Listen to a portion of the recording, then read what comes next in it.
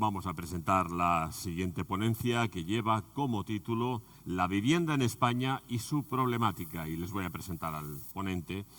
Él es catedrático de Derecho Civil en la Universidad Rovira i Virgili, doctor europeo en Derecho y máster en Economía Inmobiliaria por la Universidad de Cambridge.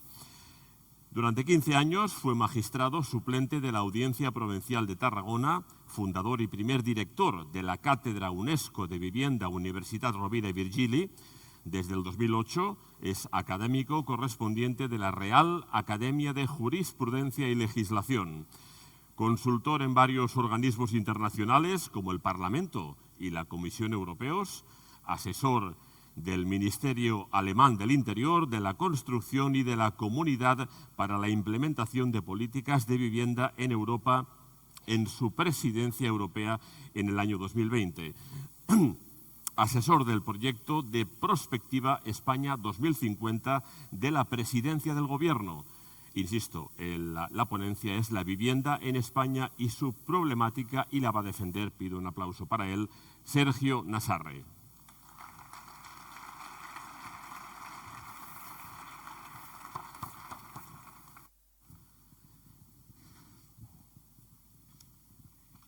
Bueno, buenas tardes. ¿Se funciona? ¿Si se escucha bien? Sí. Buenas tardes. Muchísimas gracias por esta amable presentación. Muchas gracias a don Juan López, a toda la Junta del Consejo General, del Colegio de Arquitectos Técnicos por su amable invitación. No sé si tienen ustedes especial interés en escuchar a un jurista durante 30 minutos después de la hora de comer hablando de derecho. Supongo que no, pero bueno, como tenemos que pasar este rato juntos, pues vamos a intentarlo, ¿no?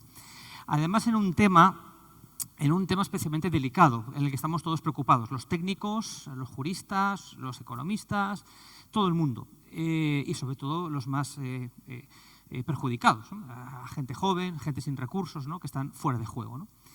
Intentaré explicarles en este rato las conclusiones, digamos, solamente tengo 30 minutos, pero aquí les dejo todos los proyectos que hemos ido haciendo a nivel europeo, donde hemos analizado en mucha profundidad, muchos están en abierto, todo lo que les voy a explicar ahora. El contenido es este, pero intentaremos cubrir lo que podamos, por lo tanto, tampoco se preocupen.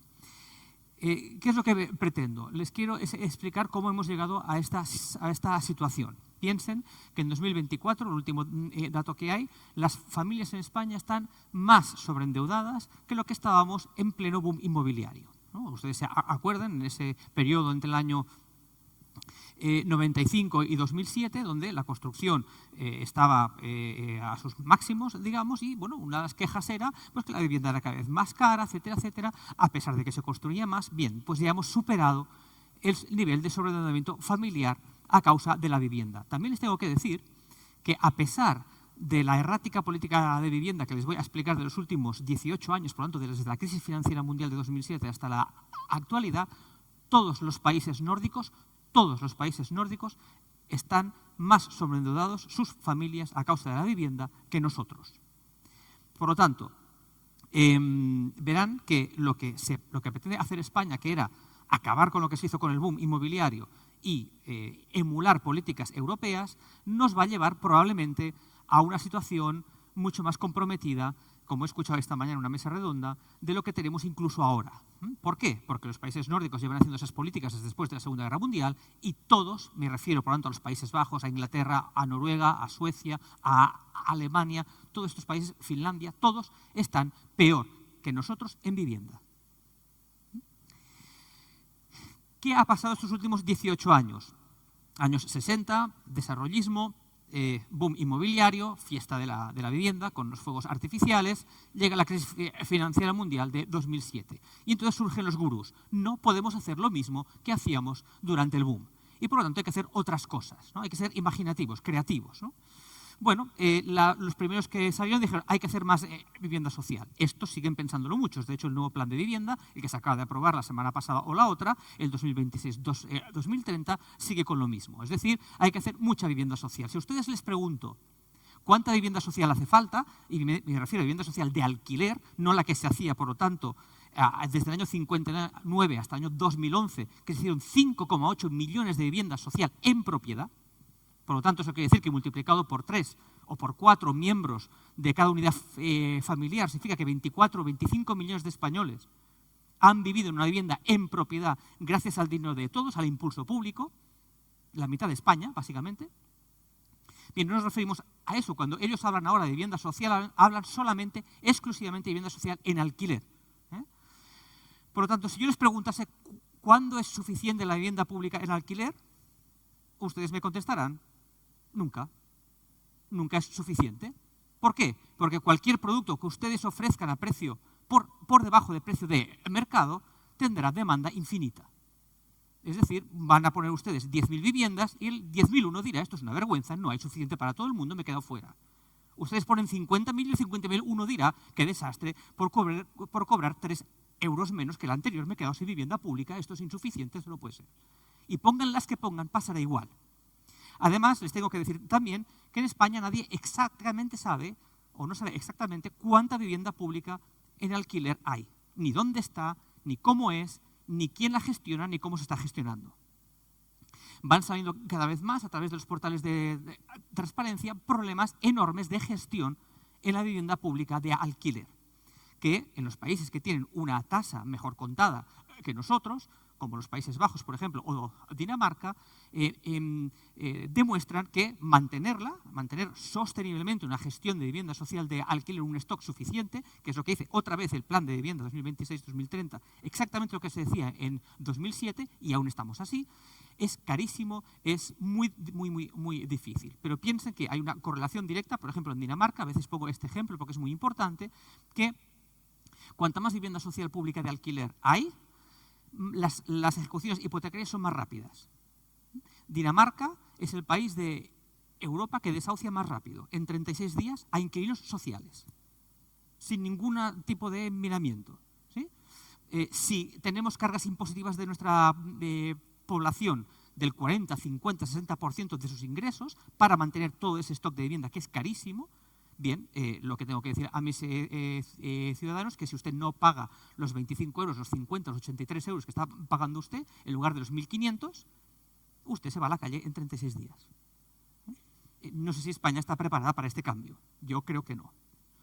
Vivienda social de alquiler, por lo tanto, que además, cuando se hacen grandes cantidades, genera un importante déficit democrático. El ejemplo que se pone siempre es Viena. Viena es una ciudad que el 60-65% de su población son inquilinos sociales de su alcalde. Ustedes, y bueno, y han tardado 100 años en hacer ese stock de vivienda para el 65% de la población. Usted puede decir, bueno, pues que sea el alcalde o que sea cualquier otro, da un poco igual. Cuando ustedes miran cuándo fue la última vez que cambió el partido que manda en Viena, es justamente hace 100 años. ¿Por qué? Porque nadie vota contra su alcalde. Por lo tanto, cuanto más gente dependiente y subsidiada se cree, más, digamos, carencias de libertad y democracia hay. Además, una cosa que se obvia siempre cuando uno dice es que vamos a hacer 150.000 viviendas públicas y tal, cuando hacen falta realmente 400.000, lo ha dicho el Banco de España varias veces. Vale, pues vamos a hacer 150.000. No sé cuántas han visto ustedes en los últimos 6-7 años. No lo sé. En mi ciudad, pocas. Muy pocas. Ahora están acabando 2 edificios y es la gran noticia todos los días en la prensa local. Por fin, edificios que se empezaron a construir hace 4 o 5 años, por fin se van a acabar ahora. Bueno. La vivienda pública de alquiler es una vivienda cíclica. Eso quiere decir que solamente se puede construir en grandes cantidades cuando la economía va muy bien. Es decir, todo lo que dice el plan de vivienda que acaban de aprobar hace 2 semanas, que es ayudas para adquirir más vivienda, para alquilarla, que no se puedan desvincular, ese tipo de cuestiones nunca, es decir, que sean perpetuamente destinadas a vivienda de alquiler, solamente se puede hacer en cantidades que impacten si la economía funciona muy bien porque hace falta ingentes recursos públicos, cosa que no es el caso, y esto lo demuestra la doctrina académica constantemente. Vivienda en propiedad, anatema. Ustedes encontrarán solamente en el nuevo plan de vivienda una referencia a la vivienda en propiedad para la vivienda rural en municipios pequeñitos, etcétera, etcétera, para los jóvenes con ingresos muy limitados, Todo el dinero va, tanto a nivel nacional como autonómicos, al alquiler. Por lo tanto, vivienda en propiedad mal. ¿Y cómo lo han hecho? Hombre, no hay una ley que diga los pobres no pueden comprar. Esto no lo pone en una ley. ¿Sí? Pero ¿cómo lo han hecho? Pues de manera sibilina. No han parado de hacer normas que dificulten el acceso a la financiación hipotecaria de los más débiles, de los que tienen menos recursos, por lo tanto, de la clase media, media baja y baja. Lo que es los primeros 3 quintiles de la sociedad están fuera de combate. No pueden acceder al préstamo hipotecario. Y eso está pasando en muchos países europeos, incluido España. Existen las reglas macroprudenciales desde Europa vigentes desde 2011 que están encantados de decir: por fin hemos conseguido que los pobres no puedan comprar casa. Especialmente, y esto es especialmente grave en los países como Portugal, como España, como Malta, como Italia, como Grecia, donde tradicionalmente hemos tenido una vivienda en propiedad muy distribuida y muy generalizada entre la población, incluso los que tienen menos recursos. Por lo tanto, lo que han conseguido con estas normas es expulsar a todos esos quintiles, a los 3 quintiles de la ciudadanía al alquiler, y eso es un proceso desde 2007, y se han ido a un mercado, como ustedes conocen, mucho más caro que comprar. En España siempre ha sido tradicionalmente mucho más caro alquilar que comprar, y con las consecuencias, con los consecuentes desahucios, sobre todo en los años 2012 a 2015, y actualmente, pues bueno, ya directamente alquilando habitaciones por 600, 700, 800 euros o alquileres de temporada con inmensa precariedad. Por lo tanto, ¿a quién se le ocurre expulsar a los más pobres de la forma de tenencia más accesible, más estable, etcétera, etcétera, que era la propiedad? Bueno, pues lo hemos hecho y lo seguimos haciendo. Y el plan de vivienda insiste en lo mismo. Por lo tanto, es un error que se va a acrecentar permanentemente. También les dijeron, bueno, claro, igual si lo de alquilar a ustedes no les va bien porque es muy caro y si tienen que ir a una habitación y vivir ahí 3, 4 años, 5 años con su niño pequeño o con su perrijo o lo que sea, pues bueno, escuche, ¿qué le parece si ustedes se van a vivir todos juntitos, ya no 2 personas, sino 14 o 28 o 43 en un co-living? Le ponemos co-living y así parece mucho más moderno. Es una comuna de estas, bueno, es una especie de residencia de estudiantes, hasta el punto que en Cataluña tenemos un decreto, el que lo tienen ustedes ahí, el decreto Ley Catalán 52-2020, en plena pandemia, que dijeron, oye, vamos a permitir que se pueda hacer esto en 24 metros cuadrados. Es decir, viviendas, eso sí, muy co-living, de 24 metros cuadrados con 6 metros cuadrados comunes. Es decir, un hacinamiento completamente legalizado. Ustedes saben que el discurso durante la pandemia era espacios abiertos, balcones, terrazas, espacios comunitarios. Bueno, pues no, en Cataluña se estaba aprobando esto y lo que se estaba legalizando era la infravivienda, cosa que es totalmente inaceptable. Este decreto sigue en vigor. Las tendencias intermedias no tenemos tiempo de explicar. La vivienda de alquiler, un drama. Un drama. ¿Por qué? Porque cada 2 por 3 nos están cambiando la ley. Les he puesto aquí unas cuantas leyes y a ustedes les sonará, aunque no sean juristas, una expresión que es muy común ya, que es la inseguridad jurídica. Inseguridad jurídica es lo que nosotros soñamos por la noche cuando tenemos pesadillas. Los juristas, quiero decir. Inseguridad jurídica, ustedes deben soñar que se les cae una casa o lo que sea. Nosotros, que pues hay inseguridad jurídica. Inseguridad jurídica quiere decir que nadie sabe exactamente lo que tiene que hacer para hacer pues eso, una compraventa, un alquiler, conseguir una casa, porque van cambiándole las normas cada 2 por 3. Los ejemplos aquí los tienen ustedes para los alquileres. ¿Vale? Tienen varios, los que están en rojo han sido fallidos, duraron un mes, un completo desastre. Bueno, hemos tenido este año otro, el 8-2026, el Real Decreto Ley 8-2026, este famoso que ha prorrogado los alquileres durante 2 años por la fuerza, digamos, y ahora nadie sabe si aquellos que lo pidieron durante el mes que estuvo en vigor, durante el mes de marzo, si se van a poder quedar en su casa 2 años más o no a un precio tasado de un aumento del 2%. Y esto no lo sabe nadie, ¿no? Nos hemos pronunciado en los medios de comunicación varios juristas, varios catedráticos y ninguno hemos dicho lo mismo. Por lo tanto, esto va a ser maravilloso. No les explicaré todas las medidas intrusivas que se están haciendo, simplemente darles una idea de que ha habido un proceso cada vez de empeoramiento del título de las personas. Oye, los pobres no pueden ser propietarios porque luego impagan y luego hay que echarlos, luego me la lían. Vale, porque se vayan al alquiler, ya, pero al alquiler tenemos un problema que es muy caro, también le están echando y tienen que irse a habitaciones porque ya no pueden pagar 1.500 euros en Barcelona, 1.600 euros en Madrid. Bueno, porque se vayan a vivir juntos con otros 24, ya, pero solamente hay 22 cooperativas de vivienda en toda España funcionando. Todo lo demás son sueños, dream, que también es inglés. Que vamos a hacer muchas cosas y no sé qué, vale, muy bien, mucho dinero público, mucho suelo público, mucha subvención pública, pero que solamente hay 22 funcionando en toda España. Por lo tanto, yo no quepo ahí, y además son todos veganos y yo no lo soy.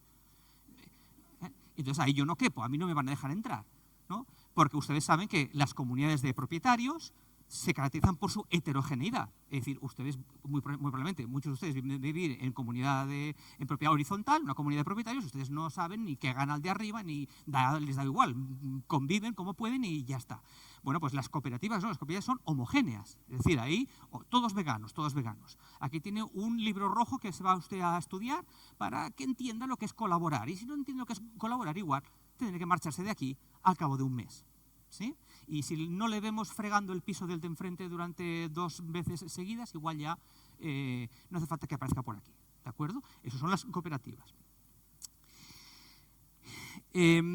Claro, ¿cuál es la propaganda de todas las normas que les acabo de decir que se han hecho durante 18 años? Pues la propaganda está cuando ustedes quieren saber la propaganda de una ley, que no sé si son muy aficionados, pues se leen la exposición de motivos. El principio, esta ley sí que sí va a solucionar el problema de la vivienda en España. Y esto lo dicen todas las leyes durante 18 años. Todas.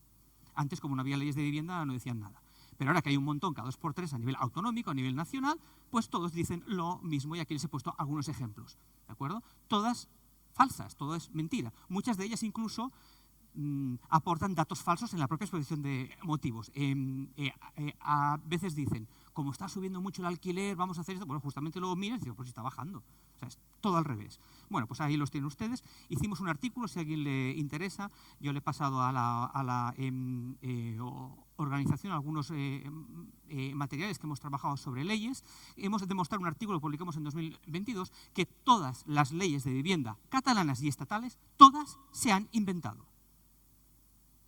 Ninguna parte de un estudio académico profundo, de un análisis profundo, estadístico, económico, ninguna. Bueno, están inventadas, básicamente. Y por lo tanto, pues es normal que nos encontremos ahora en esta situación. Este ejercicio, que les voy a enseñar este par de minutos, se lo hice a los diputados, que estuve en el Congreso de los Diputados hace 1 año y medio, en la Comisión de Vivienda, ya 40 o 50 diputados, y me preguntaron, bueno, si estaba muy contento de cómo habían ido el primer año de la Ley de Vivienda, la Ley 12/2023. Digo, bueno, no sé, estoy muy contento, no sé, cuando tiene que estar la gente que lo necesita, yo creo que va mal, pero lo que vamos a hacer es que cada una de las leyes que ustedes han aprobado, y aquí tienen ustedes la Ley 1/2013, la 5/2019, la 12/2023, que son las leyes relacionadas con hipoteca y propiedad, qué efectos han tenido o cómo, digamos, cómo han impactado en el mercado a tenor de los datos que existen. Y lo que ustedes ven aquí, ¿no?, es que a cada ley que hacen, ¿no?, la tasa de gente que vive, de familias que viven en propiedad, va bajando. Empezamos en 2007, al principio de la crisis, con un 80% de españoles viviendo en su casa en propiedad y en 2025, por lo tanto, en estos 18 años, hemos bajado 7 puntos porcentuales las personas que en España viven en su casa en propiedad. Esto es inaudito. Por lo tanto, a cada ley que han hecho ha ido a peor. Bueno, pero no es tan importante eso. Seguro que viven menos en propiedad, pero es más barata. No. Mire, cada ley que ustedes hacen sube el pan. ¿Pero cómo es posible? ¿Pero esto usted? No, mire, las mismas leyes, y le he puesto aquí en precios oficiales del INE, para que digan que no están inventadas, que es una maldita inmobiliaria. No, son precios de usted. Y a cada ley que hace no para de subir. Pueden decir, bueno, pero este año último, en 2025, principios de 2026, han aumentado las compraventas. Tenemos un problema también porque el 11% de los compradores son personas jurídicas, el 14% son extranjeros, ya no digamos en Baleares, en Alicante, en Santa Cruz de Tenerife. Muchas de las compraventas son de viviendas muy pequeñitas, o sea, de menos de 80 metros cuadrados, o pequeñas relativamente, y el 27% de los compradores son sin hipoteca. Por lo tanto, una trampa es pensar que esta bombona de oxígeno de 2025, decir, bueno, pues ha habido algo de movimiento. Hay una parte importante de esas compraventas que no las compran las personas que deberían poderlas comprar, que son los necesitados de vivienda, la gente joven o la gente con bajos recursos. Y dice, bueno, pero ser propietario no tampoco es tan importante, es muy importante. ¿Por qué? Porque reduce la desigualdad. Pues esto es justo lo que estamos buscando, que se reduzca la desigualdad. Bueno, eso es. Entonces, ¿por qué se empeñan ustedes a financiar el alquiler con dinero público? Si lo que disminuye la desigualdad entre las familias, entre las personas, es ser propietarios. Esto lo dice usted, que es un profesor así de derecho, que tampoco sabe muy bien lo que quiere decir. Bueno, mire, escuche, esto lo dice el Banco Central Europeo, que lo lleva estudiando desde el 2024 precisamente, y está diciendo, ¿sí?, que en los primeros países, España está entre los primeros, ha habido una reducción muy importante de la desigualdad entre las familias, no del Estado, lo que sea, sino entre las familias. Y fíjense que estamos ahí con los que nos llamaban PICs, ¿no? ¿Se acuerdan de esto? ¿No? Se llamaban PICs, los portugueses. Pues estamos los primeros, los que hemos conseguido reducir la desigualdad entre las familias, son los que hemos promovido la vivienda en propiedad más. Y los que la han promovido menos, como los países nórdicos que les decía antes, tienen sociedades más desiguales. Miren cómo está Alemania por la cola. Se pusieron muy nerviosos, los alemanes muy nerviosos, ¿saben? Empieza una guerra mundial, muy, muy nerviosos, porque estaban los últimos de la cola en índice de igualdad, el índice Gini. Y eso está directamente atribuido a que han hecho políticas que no han permitido a las personas más humildes comprar. Wallström, un autor muy, muy importante, amigo de Kemeny, pero completamente en la otra orientación económica, ha demostrado exactamente lo mismo en su libro de 2024, que es que los países nórdicos, que están con el recuadro rojo, tienen índices de desigualdad entre las familias más importantes, y todos nosotros, Italia, ustedes lo ven ahí, Italia, Grecia, Malta, Croacia, Hungría, siempre somos los mismos, estamos ahí, tenemos índices de igualdad muchos más altos. Y que si Alemania tuviese el índice de propietarios como que tiene España, reduciría la desigualdad entre las familias un 20%. Todo esto es muy contraintuitivo, no sé dónde lo han visto ustedes esto publicado o analizado, pero esto es muy claro tanto por parte de Wallström como del Banco Central Europeo. Esto es una manía con la propiedad, ¿y para qué? Bueno, lo de la igualdad, pues ya lo conseguiremos a base de decretos, multas, sanciones, expropiaciones, amenazas, ya lo estamos haciendo. No. Siempre queda el alquiler, que seguro que ha funcionado bien. Pues les hice el mismo ejercicio a los diputados. Cogí todas las leyes que habían hecho de alquiler, aquí tiene en esos últimos 17 años, la 17-2019, la 1-2021, la 12-2023, la 20-2022, muchas de ellas relacionadas con la protección de los ocupas, con K, ¿sí? Y ustedes ven ahí que a cada ley que hacen, el precio del alquiler sube. Lo ven ustedes a la izquierda. La oferta baja y la tensión entre la oferta y el precio no para de dispararse.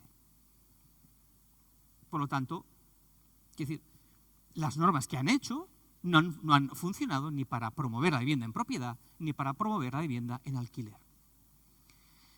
Algunos ejemplos de estos desmanes legislativos lo tenemos en Cataluña, que es el control de renta. El control de renta de los alquileres en Cataluña no funciona. Y no funciona, pero no porque sigamos una excepción. El control de renta nunca ha funcionado donde se ha implementado, en ningún país, en ninguna época de la historia. El profesor Kolodinin, un buen amigo ruso trabajando en Berlín, hizo este paper hace un par de años donde analiza los 206 trabajos académicos que analizaban el control de renta en cualquier país, en cualquier continente, en los últimos 60 años, desde 1967. Y lo que demostró es que daba 7 consecuencias negativas el control de renta. 7. No tenemos tiempo de analizarlas todas, me quedan 7 minutos. 7. Y solo había una que es que reducía la renta. Y dice, pues justamente el control de renta era para eso, para que reduzca la renta. Los otros 7 que sean negativos, por ejemplo, que se construya menos en alquiler, como por ejemplo que haya menos movilidad laboral, por ejemplo que suba desmesuradamente el alquiler en las ciudades donde no está controlada la renta. Eso da un poco igual. Siempre que los que tengan control de renta baje la renta, y eso está verificado que es así, y bajan un 9%. Bueno, en Cataluña ha subido.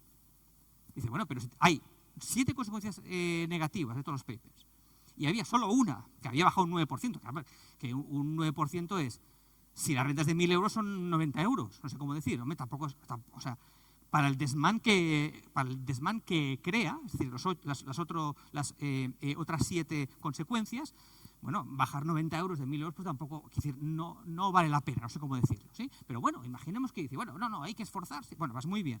Pues en Cataluña ha subido. Y ha subido tanto en la media como en la ciudad de Barcelona, que es el único sitio donde lo cuentan de verdad, en la ciudad de Barcelona. Eso sí, la ministra se reunió con Collboni y los demás, ¿no? El éxito, ¿no? Lo ven ahí, ¿eh?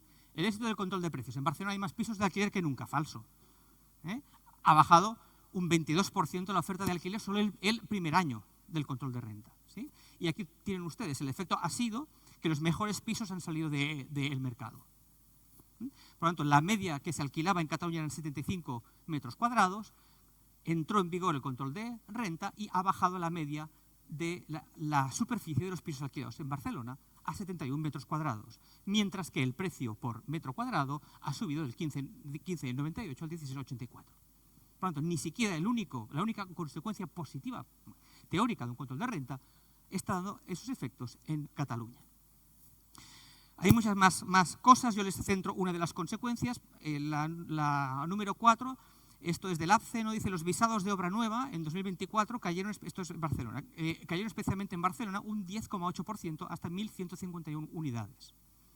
Coincide que Barcelona tiene un segmento de alquiler de precios más altos y lo que está pasando, efectivamente, ellos mismos ven que están saliendo los mejores pisos del mercado y se quedan los pisos cada vez más precarios. Por lo tanto, fíjense que todas esas políticas no nos llevan solo a una precarización del título, por lo tanto, de propietarios a inquilinos, de inquilinos a comunas, de comunas a ocupas, ¿no? La ley de vivienda lo que hacía, pasa que el Tribunal Constitucional se cargó 2 o 3 artículos, pero la ley de vivienda, la 12/2023, lo que dice es no puedo permitir que ustedes sean propietarios, cada vez es más caro alquilar, no les gusta ir a compartir con 28 más, ni ser todos veganos ni nada, pues entonces métanse de ocupas en casa de otro y lo que voy a hacer es voy a dificultar el máximo posible que le puedan echar.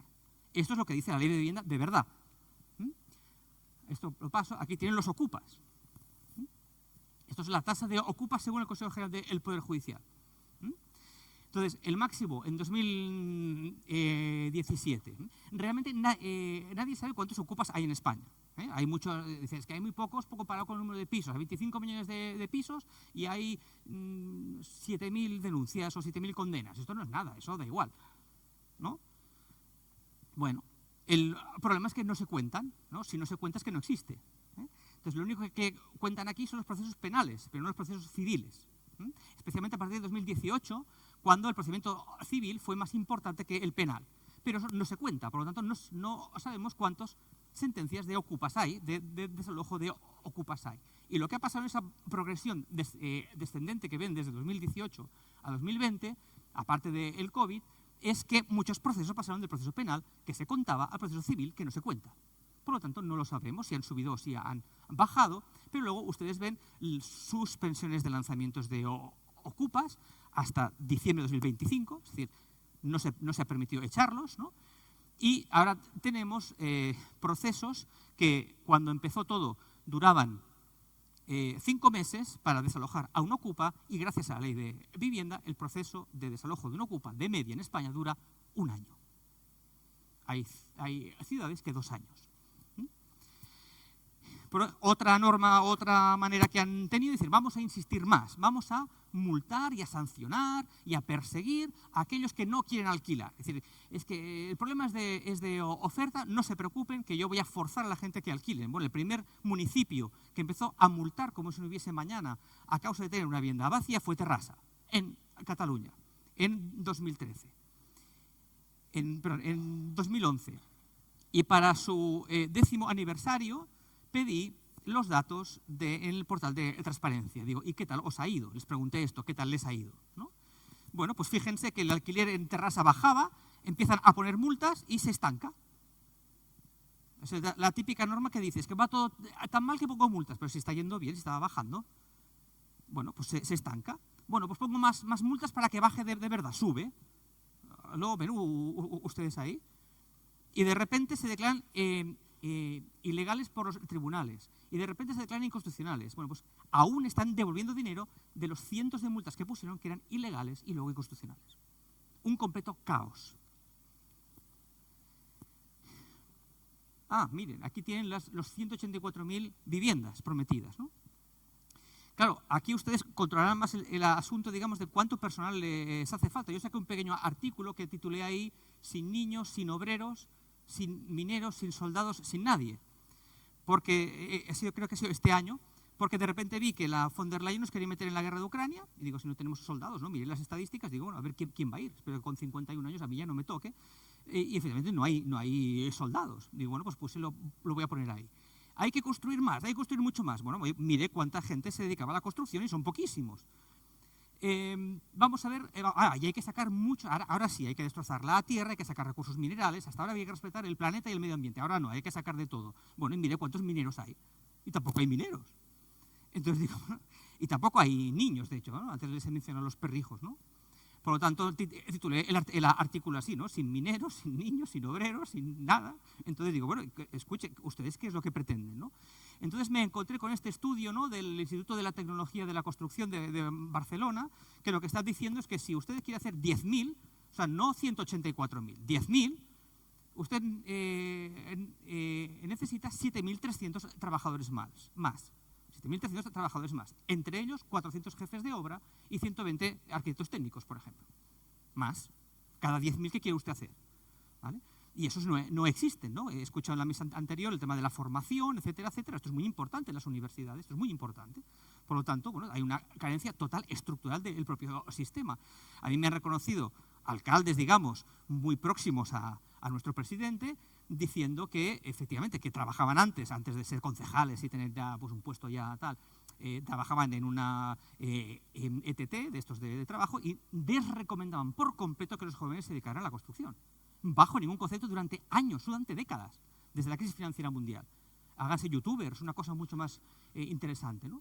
Claro, ¿qué pasa? Que de repente nos encontramos que no se ha construido durante 17 años y por lo tanto no hay nadie para construir porque nadie se ha formado. Es impresionante, España es impresionante.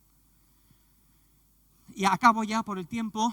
¿De dónde viene todo esto? Todo esto viene de una palabra mágica que se llama, o de una expresión mágica que se llama función social de la propiedad, que nadie sabe exactamente lo que es, pero que está en el artículo 33.2 de la Constitución y que permite todo tipo de intrusión en todas las relaciones privadas, compraventas, alquileres, todo lo que estamos viendo, todo lo que hemos visto esta tarde. Por ejemplo, esa manía con los pisos turísticos. Académicamente está demostrado que el impacto del piso turístico en el precio del alquiler residencial es bajísimo, ínfimo y prácticamente inexistente. Bueno, pues los enemigos números uno es el alquiler turístico, por ejemplo.